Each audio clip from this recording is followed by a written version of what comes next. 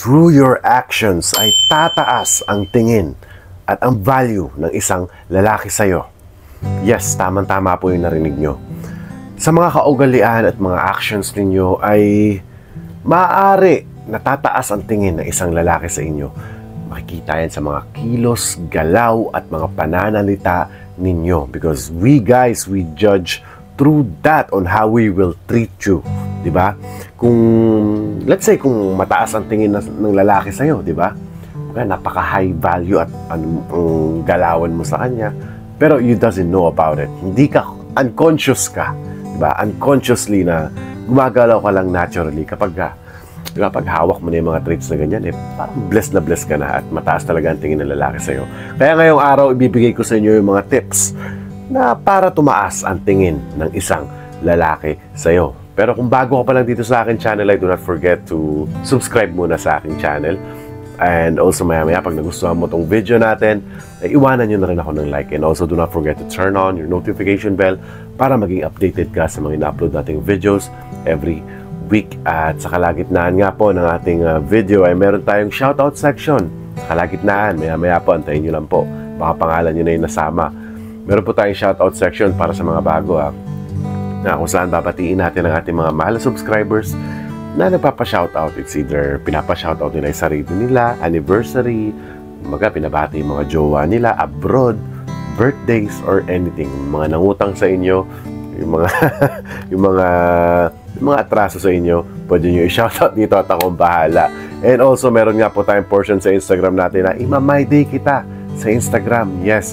At kakaunti pa nga lang po ang nag-follow dito sa aking Instagram. Kaya hindi ko pa po inuumpisahan. Parang ilan pa lang, 20 pa lang yung dumagdag. Umpisa nung ginawa ko tong ima-my day kita. Kaya damihan natin, gawin muna natin 100. Pag nag-100 na yung nag-follow doon, sige, umpisahan na natin yung kailangan kasi naka-follow ka sa Instagram at naka-subscribe ka sa aking YouTube channel. Kaya, yan, meron tayong link description down below sa aking Instagram account. Kung saan i-click nyo na lang, gumawa na kayo ng Instagram account nyo. At yan, napakadali lang gumawa po ng Instagram account. So, just follow me there, Yuli Leonor.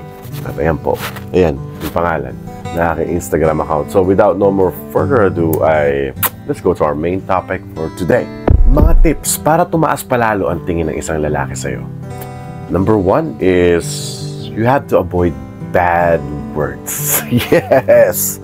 Alam niyo girls, ito gaya nga na sinabi ko, maybe nasabi ko na to sa mga dating video ko na kahit gaano ka mang kaganda, di ba? Magmumukhang walang kwenta yung pagiging maganda mo kung palamura ka. Yes, I am the big proponent of that one. Kahit gaano kaganda yung isang babae, nawawala yung dating mo kung lumalabas naman sa bibig mo puro, di ba? Puro kabalbalan, puro mga mura or something. Yes, it makes you no value. I'm sorry to say that. Pero kahit yung mga lalaki rin, ganun din Pag occasionally ka na nagmumura within just your emotions, okay lang yun. But kung kada sambit mo ng salita, kada end point may mura, introduction mura, di ba? Even you girls, di ba, parang mapapaisip kayo na klase saan ba lumaki itong lalaki na to? Kasi di ba automatically sa Pilipinas, pag nakarinig tayo na ganyan, ano yung automatic natin sinasabi? Ano yung lagi natin sinasabi? Laking squatter. Di ba may ganun? May ganun tayong mga kasabihan palagi. Ganyan tayo mag-judge by the book, by its cover, which is normal. Hindi na-judge naman natin lahat So yeah, avoid saying bad words. Yung mga cuss, yung mga mura, most especially. At bababa ang tingin sa'yo ng lalaki na yan. So if you will avoid that and change it, kung mapamura ka na, umiti ka na lang, palitan mo na lang ng ganyan para tumaas pa yung tingin ng lalaki sa'yo. Up next is you got to dress accordingly, okay? It always depends on the occasion, di ba? Tipong mamamalengke ka lang, hindi ka pwede mag-dress, di ba? Yung tipong ganun. And meron nga tayong mga dress code na kabastos-bastos at hindi kabastos-bastos. Girls, hindi na natin mabiblame yung mga lalaki kasi manyakis na talaga yan. Kaya nga may mga batas na di ba? May mga batas na. Manyakol na talaga yan. It's on you to dress up well. Di ba? Para, may ganun. May kasabihan nga tayo na on uniform dapat, di ba? Kapag yung isang tao nagsuot ng damit ng pampulis, so mag-a-assume na kaagad tayo na pulis siya, di ba? Ganon. Ganon, di ba? Kung yung babaeng nurse nagsuot ng damit ng pang-nurse, nasa ospital, we are all automatically gonna assume na isa na siyang nurse. So, it's also the same on dress coding, even wherever you are going. Kung naglalabas ka, nagpapakita ka ng dibdib mo, kababaeng tao, di ba? Papakita mo yung dibdib mo, wala na. Busog na yung mga lalaki sa ano sa'yo. And then, what do you expect about that, di ba? Kasi we men, girls, I'm telling you what a man wants, okay? Sa video na to. Mga gusto ng mostly mga lalaki. Hindi lahat, mostly. Diba? And mostly high-value men. Sigurado yung may mga pangarap yung lalaki, di ba? May kaya, may ganun. So, nabuo na nila yung value nila sa sarili nila, yung mga ganung lalaki. So, magkakaroon na ng mga ground rules yan. May mga rules na yan, di ba, sa sarili nila. So, this is most especially, ito yung mga pinaka-most.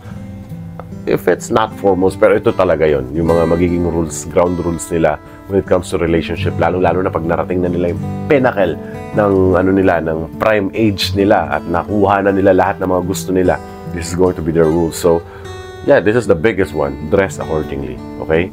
You have to dress accordingly. Hindi ka bastos-bastos. Para naman, di ba? Di ba, nakita niyo yung mga babaeng nasa opisina, di ba? Diba? Pag nakikita natin sila dumadaan, kagalang-galang, di ba? Gagalangin natin sila talaga pag nakita natin dumaan. So, it's also the same. Pero anong ginagawa ng mga lalaki pag may nakitang sexing suot? Pipituhan, gaganon, di ba? O, yan, it is how it is. So, if I were you, kung may nagugustuhan kang lalaki, and if you think na, di ba, mataas na klaseng lalaki yan, you have to dress accordingly para tumaas palalo ang tingin niya sa'yo. Up next is, don't prove yourself to everyone. Yeah. Alam niyo, girls, talking less and just making it by action, action mo na yung magsasalita para sa'yo. Di ba? Yung galawan mo na yung magsasalita para sa'yo. It's the most powerful key in the human endeavor. Kung alam niyo lang. Di ba? You don't have to prove anything. You don't even have to say it. Na kung ano ka, kung sino ka. Di ba? Kung gaano ka kaganda, di mo na kailangan sabihin yan. Di ba? Di mo na kailangan pagsigawan dyan. Kasi the more na pinagsisigawan mo is, the more people will judge you and the more people will look down on you. Kapag pinoprove mo lang na pinoprove lalo yung sarili mo, especially, di ba, through words. Diba? Nilalabas mo na nilalabas. So, the more you prove yourself, na sa mga taong hindi naman talaga deserving, dapat talaga na i-prove yung sarili mo. I mean, always remember, girls, wala kayong kailangan i-prove sa ibang tao. You just have to prove yourself sa sarili nyo. So, paano ba maging confident na para i-prove yung sarili mo? You only need na magandang balat, di ba? Napakagandang balat, proper skincare, at pinoprotektahan mo yung balat mo. Kagaya ng mga ginagamit ko ngayong araw na to sa ating video, yung Aria Prime Glow Up. Yan, meron silang sabon. Ewan ko kung saan ko nilagay yung sabon. Ito, meron silang Glow Up. And also, meron din silang Prime Sunscreen na napakaganda. Personal ko po itong ginagamit lahat po. And since I started using this one, hindi lang yung balat ko yung gumanda. Kita nyo naman, di ba? Kita nyo naman. Medyo healthy yung balat natin. Kahit partida, hindi pa tayo natutulog ng 15 hours na po akong gising. Ito lang trivia lang, 15 hours na po akong gising. Kakalabas ko lang po ng trabaho. So yeah, Aria Prime is really helping me to glow my skin at mapaganda palalo. And also the sunscreen at yung glutathione na sabon nila is really, really good sa katawan. Meron nga sila mga 60-day challenge yun. Kaya ito, Prime Sunscreen to protect your skin sa init ng panahon sa Pilipinas. Ito, personal ko itong ginagamit ngayon. Tumataas na yung init ngayon sa Korea. Ginagamit ko to. Pumuputi ka na, pinoproteksyonan ka pa. Diba? Ito, Aria Prime Sunscreen and all Aria products na nakikita nyo sa video ngayon. Ayan lahat. So, kung gusto nyo maka-score nito, ay meron po tayong link down below para maka-order po kayo. Para maka-order kayo sa Shopee, sa TikTok Shop, at sa Coupang kung nasa Korea ka. Diba? Coupang Shop yan. Pag nasa Korea ka, may separate pong mga website yung mga yan. So, yeah. Check the link down below and thank you so much, Aria Prime, for sponsoring this video. Before we move on to our next topic, ay babatiin muna natin ang ating mga mahal na subscribers na nagpapa-shoutout since last week na sina Lizelle Noziliado, hello po, kay Zai Louie Lugto ng Qatar, kay Janet Almodovar ng Riyadh, kay Josephine Magpuyo ng Riyadh, kay Virgo, hello po, kay Yaya Eyes na palagi nagko-comment sa atin, kay Inday Kiliste ng Saudi, hello po, kay Marisa Barrera ng Dammam, Saudi Arabia. Maraming salamat po sa walang sawang pagtutok sa aking mga videos at sana may natututunan kayo. At kung gusto nyo rin po mapasama sa ating comment sa ating shoutout section ay sulat nyo lang po sa ibaba yung mga papa-shoutout ninyo, diba? Yung mga birthday, anything na pabate. At kung mamimiss ko man yan, as I said, gawin yung 100 pa yung tao. Dagdagan nyo pa ng 100 na lang sa Instagram. Kung mag-follow yung 100 na tao at umpisahan na natin yung ima-my day kita sa Instagram. So, follow nyo yung Instagram at just keep writing down your comment dito sa video na to. Baka mapasama ka na sa shoutout section natin next week. So, let's go to the video. Pinakahuling tips para tumaas palalo ang tingin ng isang lalaki sa iyo ay you have to put that man on the test. Diba? Ilagay mo siya sa test. Wag kang pabasta-basta lang. Hindi porket mabait. Siyempre, sa umpisa lang yan. Totoo yun. Ako na nagsasabi na may kasabihan talaga na sa umpisa lang magaling yung lalaki.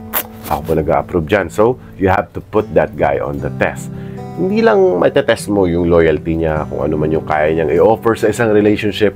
And also, matetest mo rin kung hanggang saan ba yung kakayanin niya, yung consistency niya.